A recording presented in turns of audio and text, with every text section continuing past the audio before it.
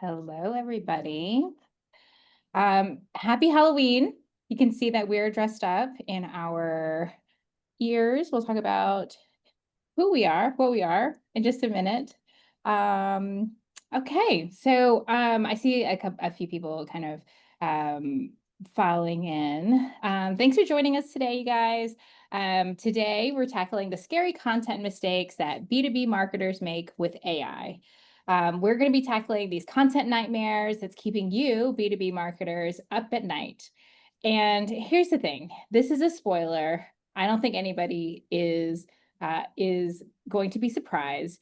AI isn't the problem. It's really how we use it, right?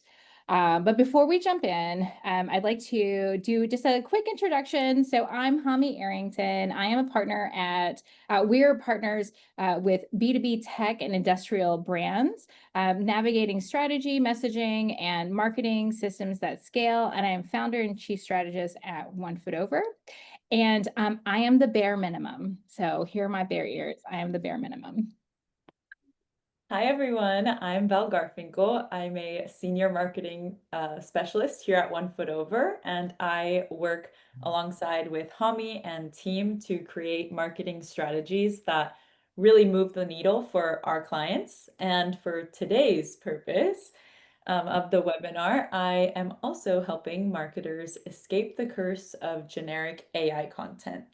And today I have my Disney Ariel ears on from The Little Mermaid. It's really super cute. Okay, so as we're talking through some of these nightmares and some of these stories and some of these tricks and treats, if you have any questions, if you could use the Q&A box, that would be great.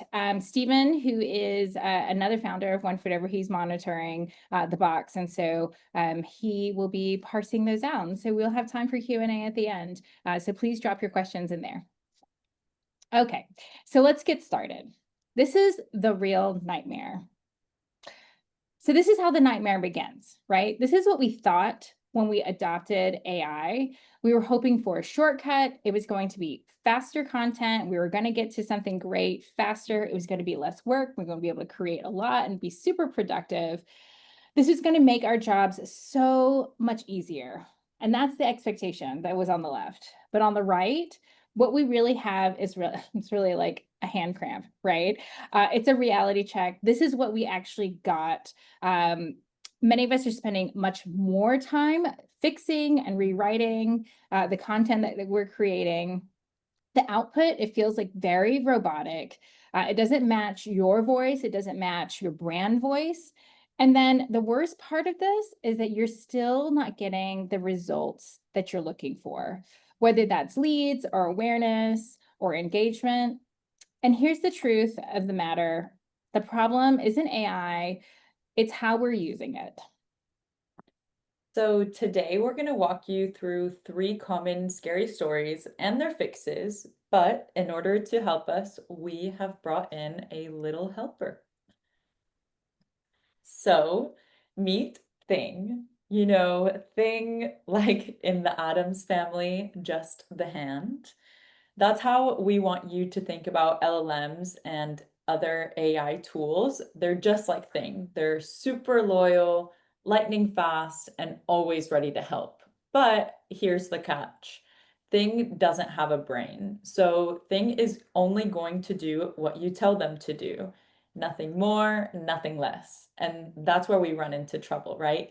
Because today's marketing nightmare doesn't come from AI being too smart. It comes from setting Thing up to fail. So let's dive into our grave mistakes.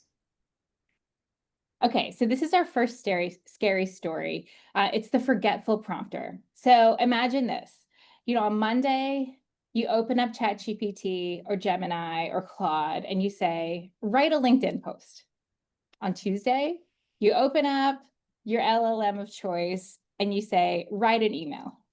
And then on Wednesday, you say, write a blog intro. And every time you're starting from scratch. There's no saved context. There's no brand voice that's loaded. There's nothing there. And you might have a prompt, right? I know a lot of people, they have the prompt that they maybe copy and paste in there, but it's cumbersome and it's hard to load that every time along with some additional context. And then there are times that you're going to forget context in general. So the thing is, Thing has no idea who you are, what you sound like, what you're working on. And the result is that your content sounds different every time. So your LinkedIn post, your email, and your blog intro, none of those things are working together. They're not working towards the same goals. And then you're spending, not only that, you're spending time rewriting because the tone is off, it's too generic, and there's no personality to it. And then the reality is you're thinking, there's something missing here, right? You're just not giving it enough context. So here's the trick to overcome this. You want to give Thing a brain. So Thing obviously won't have a brain. It's like sort of a brain. So how you do this is you want to set up some saved context. So in ChatGPT, this would be a custom GPT or a project. If you're using Gemini, this would be gems. And then with Claude, that would be a project. You want to load your brand voice in. And so that's really one of the most important things. Load your brand voice in. Include your brand guidelines, your audience, your tone, campaign briefs if you have them, and you should have them, and then examples of other work. If you don't have these things, listen, you can actually help, you can ask AI to help you, right? Create these things for you. So create them. And then there's another special document that we use, and we're going to cover that in a little bit here, but it really has been a game changer for us. So stay to the end and we'll talk that through. When you do this and you add these things, it saves you hours of rewriting and then adding context in. You're not starting from scratch each time. And the system naturally will learn more about you, about your brand, about your voice, so that your content will get better over time. So now let's get into the case of the dumpster fire. It started out a little bit like this. So Thing was given something that seemed to be a simple task, like write me a blog post. But then came the reality, a 17-page campaign brief, a few news articles, an old blog or two, and a brand guide. So can anyone guess how this turned out? Well, as shown in the image here, you can see exactly what we got, which was a flaming pile of generic content that tried to say everything, but really ended up saying absolutely nothing. Because when you give AI a vague prompt and an overwhelming brief, you don't really get content, you just get chaos. So Thing here, in the case of the dumpster fire, didn't really stand a chance. Thing was buried in way too much context with no direction, no structure, and no soul. And we're all really guilty of this, and we keep doing it. So how can we turn this into something productive? So let's try to avoid this dumpster fire that we saw and help Thing write something that is worth reading and also avoid the trap of generic AI content. So first up, we recommend breaking the brief into small steps, not dumping everything into one prompt at once. So instead, break the brief into smaller, more focused tasks. Think something like write a headline, and then write a CTA, and then summarize one benefit. It's a way more effective way to build content step by step rather than just trying to do it all at once. Then we recommend treating our LLMs or our Thing like a junior marketer. So don't assume that it knows your shortcuts because it really doesn't. You need to be super clear and specific, just like you would if you were coaching a new team member. So for example, instead of prompting AI and saying, make this more punchy, try saying something like, I always say please, but can you please write a 5-word headline that sounds a little something more like you would say to a friend who needs to understand this now? That extra detail really makes a huge difference. And along with that, we always include 3 things. You should include your audience, the format, and the goal. So every prompt should answer these three questions. Who are you talking to? What are we making? And why are we making it? Because if you skip one of these things, then you're at the risk of getting something that really misses the mark, and you're going to spend a lot of time editing the output, which is not ideal because we want things to help us as much as possible, right? So next, we recommend skipping the vague stuff. You need to be specific. So instead of saying something like, make this better or sound more fun, you should be precise and say, trim this 15 words or replace this CTA with something that sounds more urgent but friendly at the same time. Because the more specific you are, the better the output. And then if you build your content piece by piece, you're going to get a way better output because Thing is going to understand what you're telling them rather than just be a mind reader. Because at the end of the day, Thing doesn't have its own brain. Thing is only going to tell you what you tell it to do. So make sure that you're starting off with the headline, trying a few different versions of your CTA, and really adding a benefit statement. So if you stack all of these steps step by step together, then you will get a way better output than if you just plop everything in at once. And finally, if you compare your prompts to see the difference, you are going to improve your prompting skills so much. So if you take two different prompts, run them, and then compare them side by side, you are going to see the difference that even really small changes make when it comes to prompting LLMs. So seeing this contrast makes you understand what actually works and why. And at the end of the day, you'll have a better thing that can help you out. Val, I also say please to the LLMs just in case they reach like a sentience level and they Yeah. actually rise up against us. So I'm very nice to my LLMs. Yes. Okay. Okay, so for our third scary story, we're going to talk about the blind content creator. So this marketer is using AI or Thing to churn out blogs, emails, and posts very fast because we are pulled in so many directions. So we have to create things very fast, right? And so we're churning out these things, we're feeling very productive, and we are checking boxes and we're publishing regularly. But here's the real nightmare. Somebody says to you, this is not working. You're not getting the results that you're looking for. We're not getting engagement. We're not getting leads. We're just creating content for content's sake at the end of the day. And the problem here is that Thing doesn't have the strategy. You've never shared the strategy with your AI system. And Thing is just typing away and has no idea who this is for, why it matters. And the example I always think of is I remember this commercial. It's like this person who's an actor is saying, "What is my motivation?" And at the end of the day, that's what they need, right? That's what Thing needs is some motivation. Without that why behind creating that content, AI is just producing words. And when you really think about it, what AI is, it's just math. And so there's no, if you don't give it a why, if you don't give it the reason, then it's just putting these words together. And you're creating then a mountain of content. And without any strategy, it's just all wasted effort. And here's the trick. So first, you want to share your business goals and strategy. Just remember, AI can't read your mind or know your business goals.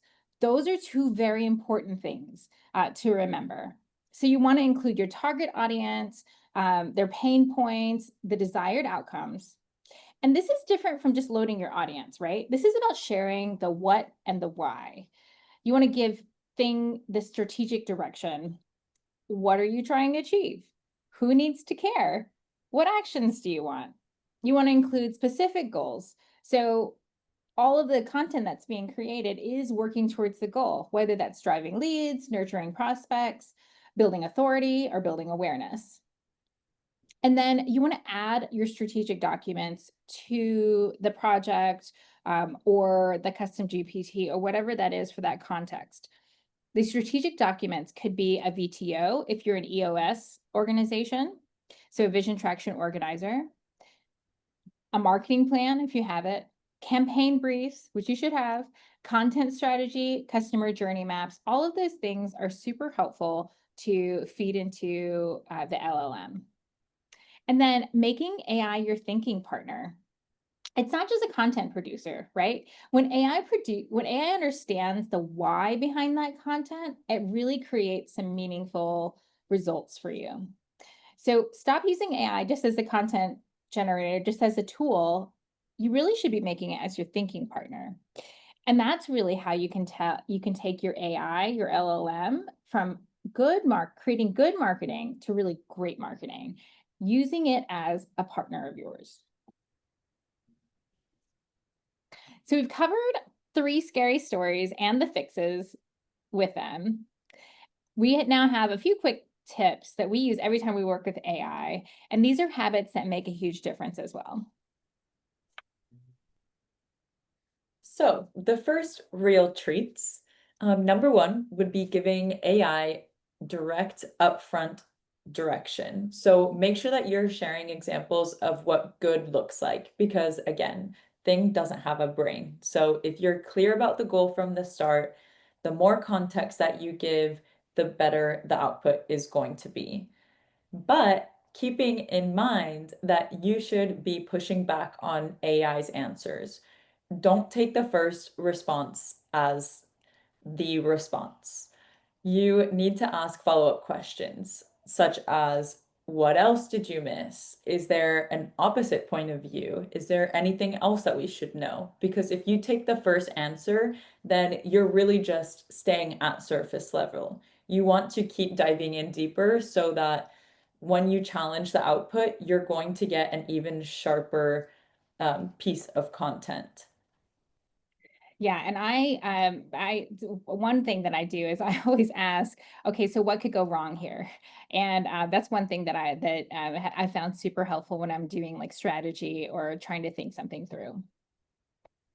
Okay, so here's our secret weapon. It's called a point of view document. This is a document that defines what you do very specifically, who you serve, what are their problems, how do you solve those problems, and then how do you solve them very specifically. So those are your services that you offer on how you solve those problems. And this isn't your brand voice. This is your positioning. It's your hot takes, what you do. And when you load this into your AI, everything then is working towards the same thing. And it sounds exactly like the message that you would want to send. It really has been a game changer for us. So I would recommend creating a point of view document and loading them into your LLMs. All right. Well, thank you everyone for joining us today. We hope that our spooky stories gave you some chills, but also some very helpful tips. And you can keep these tricks in your toolkit, and may the ghosts of bad prompts never come back to haunt you. So now, who dares to ask the first question?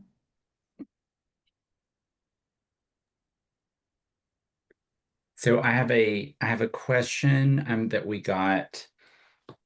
So the first question here is there are a lot of tools out there, ChatGPT, Gemini, Copilot, purpose-built tools like Copy.ai, Jasper.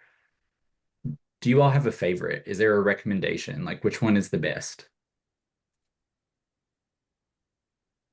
Yeah, so my current favorite LLM, which was a little bit surprising for me because I was a really big ChatGPT fan, but for AI generated images, I have been really liking Gemini because I feel like with the proper prompting, you can get really great AI generated images, and ChatGPT really isn't living up to my standards currently. So I would say that Gemini is my favorite at the moment. So I'll add to that.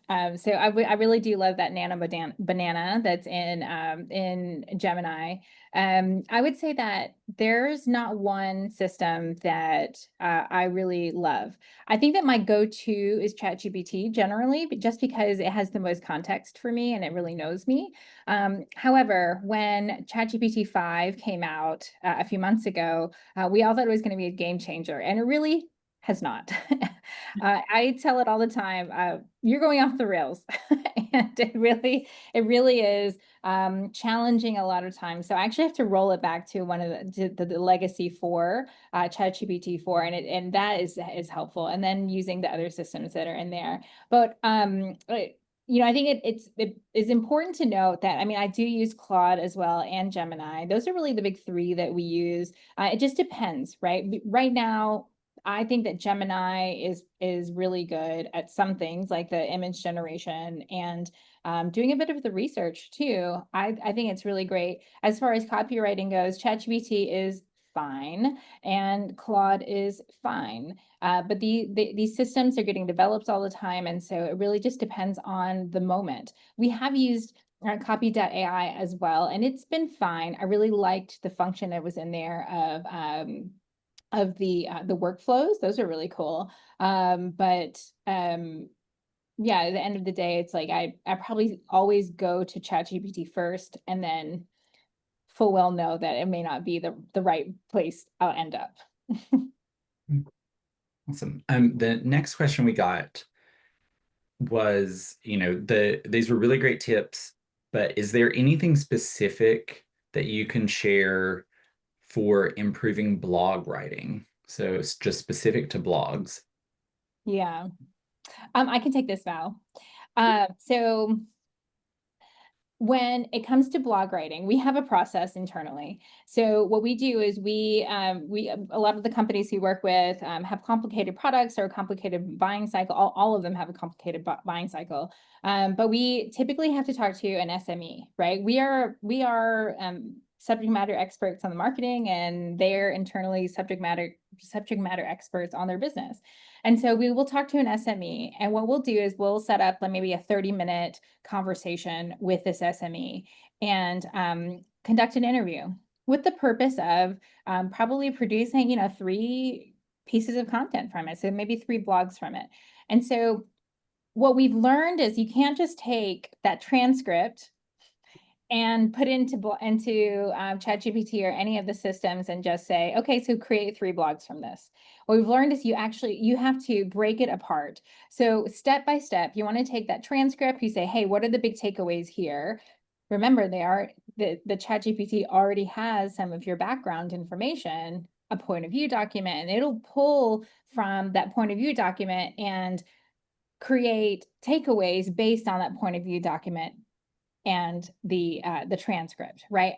Then when you have those takeaways, then you can say, okay, I want 3 blog topics. You probably would want to say maybe 5 or 10 blog topics or something like that.